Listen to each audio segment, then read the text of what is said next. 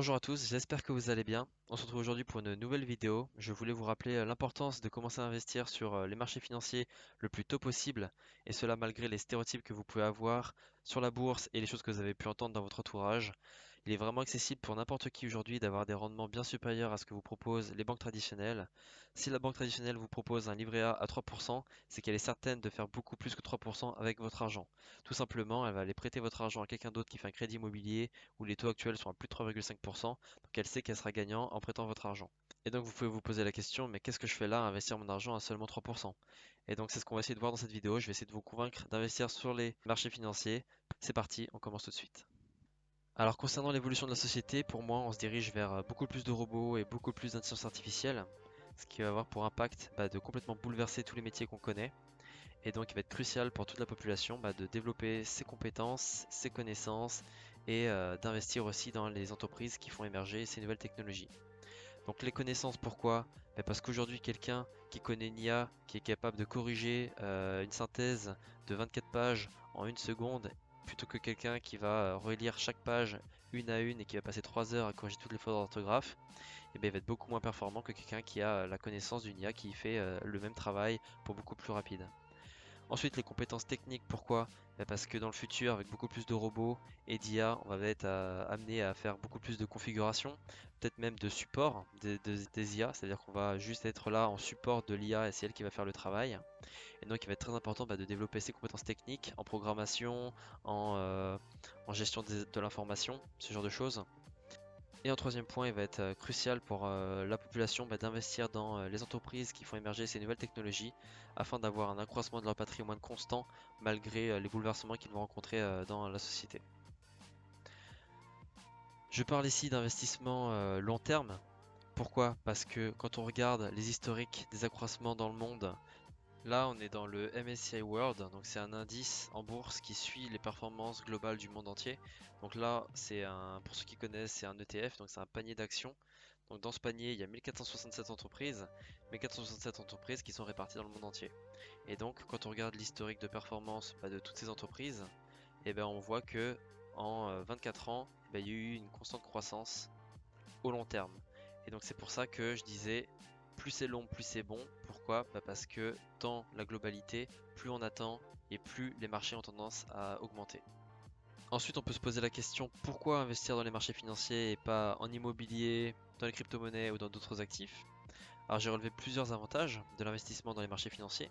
Tout d'abord, l'accessibilité. En une journée, vous allez pouvoir ouvrir un compte chez un courtier qui va vous permettre d'investir directement sur les marchés, chose qui n'est impossible côté des investissements en immobilier, puisque vous allez devoir faire des rendez-vous avec la banque pour connaître votre capacité d'emprunt, faire des visites, calculer vos travaux, revenir voir votre banque pour voir si le taux d'intérêt n'a pas évolué depuis vos visites, puis débloquer les fonds, etc. etc. Donc là, on est en grande faveur pour l'accessibilité des marchés financiers.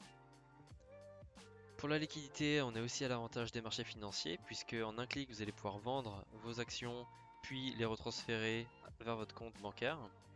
Alors que pour l'investissement immobilier, c'est autre chose. Vous allez devoir vous déplacer, faire des visites, potentiellement faire des travaux pour vendre plus vite. Donc là, on est sur des processus qui peuvent prendre des mois. Pour la diversification, on est une nouvelle fois à l'avantage des marchés financiers puisque vous allez pouvoir choisir dans quel pays, quelle devise, quel secteur d'activité investir, chose qui n'est pas possible dans l'immobilier ou en tout cas pas de manière aussi fluide puisque avec les marchés financiers vous allez pouvoir ajouter et retirer des lignes afin de composer vous-même votre diversification. Concernant la régulation des marchés financiers, chaque pays a son organisation qui régule et contrôle les marchés financiers. En France, c'est l'AMF, l'autorité des marchés financiers, qui va regarder et contrôler que chaque entreprise respecte les règles et les lois du pays. Ça permet de sécuriser les marchés et ce qui va garantir aux investisseurs un contrôle sur ce qui est fait avec leur argent et ce que font les entreprises. Et enfin, pour les performances des investissements sur les marchés financiers, à long terme, on est sur l'actif qui a performé le plus depuis des années. Si après tout ça, je vous ai pas motivé à commencer à investir sur les marchés financiers, je vous ai encore préparé 5 schémas qui vont finir de vous convaincre à investir sur les marchés. Je les ai trouvés dans un article que je mettrai en lien dans la description. Et donc, on va voir ça tout de suite.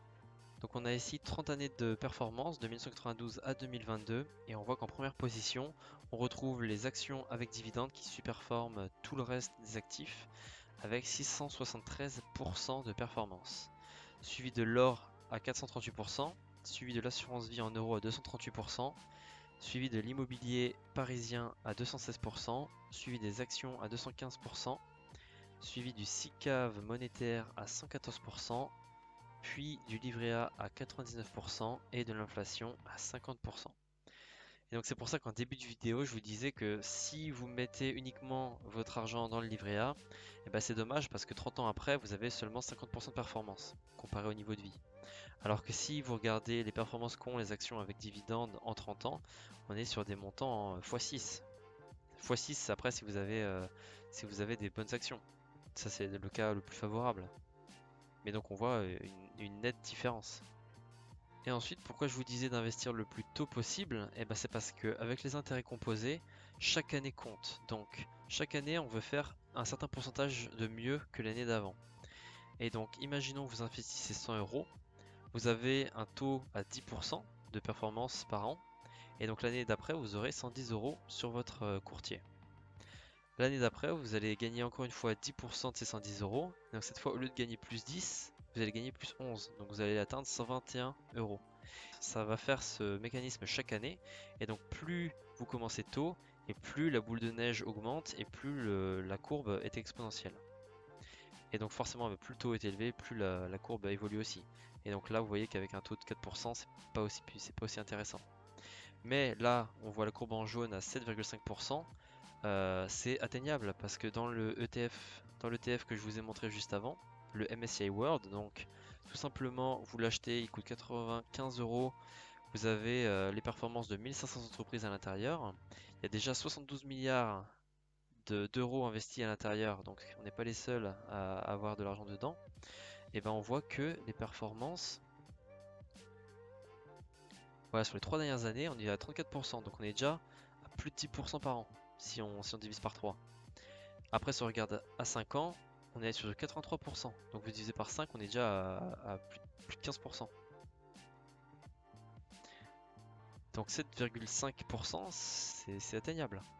Une autre chose à prendre conscience quand vous faites de l'investissement sur les marchés financiers, c'est les frais. Donc là, sur le TF que je vous ai montré, vous avez 0,20% de frais.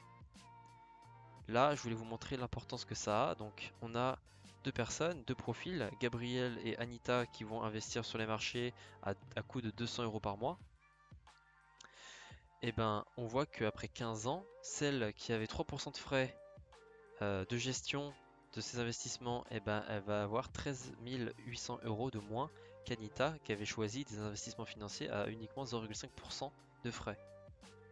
Donc pareil, c'est sur le long terme, ça joue énormément les frais. Il faut faire attention quand on achète un produit financier. Ensuite, les risques, eh ben, comme je vous le disais avant, dans le long terme, eh ben, au bout d'un moment, il y a très peu de chances qu'on soit en perte. Alors, on voit que la première année, si vous achetez un MSCI World, donc par exemple cet ETF là, si vous l'achetez juste avant la crise du Covid, et ben un an après, vous allez vous retrouver en négatif. Par contre, si vous attendez 3, 4, 5, 6 ans, et ben on va se retrouver voilà, après 10 ans avec un taux de perte qui ne dépasse qui a très peu de chances de dépasser les 8%. Donc ce qui est assez faible. Sachant que voilà, c'est uniquement si vous vendez votre position. Donc là, si vous vendez ici, là vous avez perdu. Si votre objectif c'est le très long terme, et ben vous serez forcément gagnant.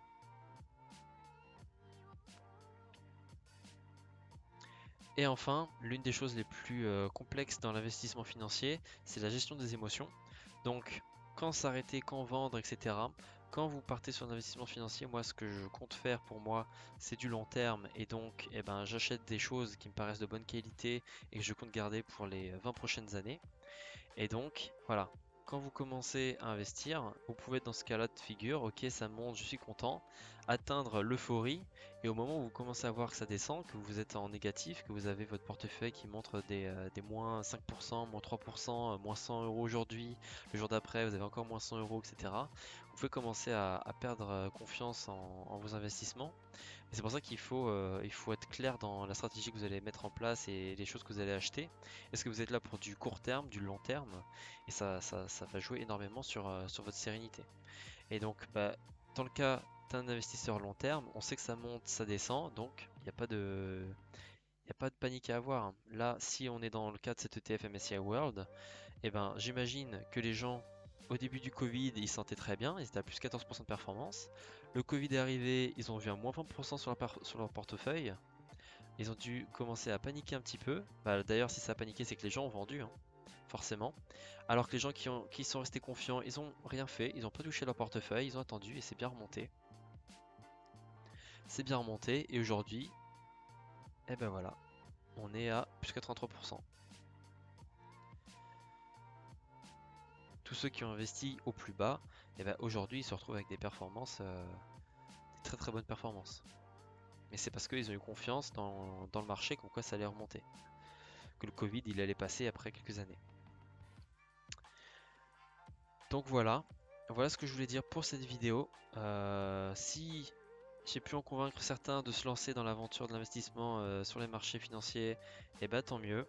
Je laisserai un lien de parrainage dans la description de cette vidéo si vous voulez soutenir la chaîne. Ça vous laissera commencer à investir sur les marchés financiers avec le courtier de Giro que j'utilise, qui vous permet d'investir sur tout type d'actifs et dans le monde en entier. Ça vous permettra d'avoir vos frais de transaction remboursés à hauteur de 100 euros. Et donc je vous dis à la prochaine dans une autre vidéo. Portez-vous bien et à la prochaine. Salut!